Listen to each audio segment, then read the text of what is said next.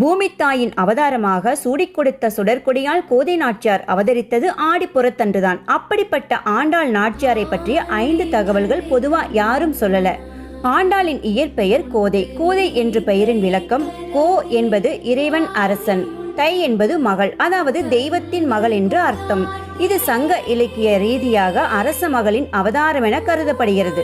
ஆண்டாள் கோயிலுக்கான மாலையை முன்னேதானே அணிந்து பார்த்தாள். பெரியாழ்வார் கோபப்பட்டாலும் அந்த இரவில் விஷ்ணு பெருமாள் கனவில் தோன்றி கோதை அணிந்த மாலையே எனக்கு விருப்பம் என்று சொன்னார். அதன் மூலம் ஆண்டாள் தாயார் மட்டுமல்ல, நாயகி ஆனார். திருப்பாவையில் அறிவியல் இருக்கா? மார்கழி திங்கள் மதி நிறைந்த நன்னாளால். இந்த வரி பூர்ணச்சந்திரன், குளிர் வானிலை, பக்தியின் நேர்மை ஆகியவை ஒட்டியிருக்கும். ஒவ்வொரு பாசுரமும் ஒரு சின்ன உலகம். ஆண்டாளுக்கு தனி ஆலயம். ஸ்ரீவில்லிபுத்தூரில் ஆண்டாளுக்கு தனி கோவில். திருப்பதி, ஸ்ரீரங்கம் கோவில்களிலும் கூட பெருமாளுக்கு முன்னால் ஆண்டாள் சிலை வைக்கப்படும். இது ஒரு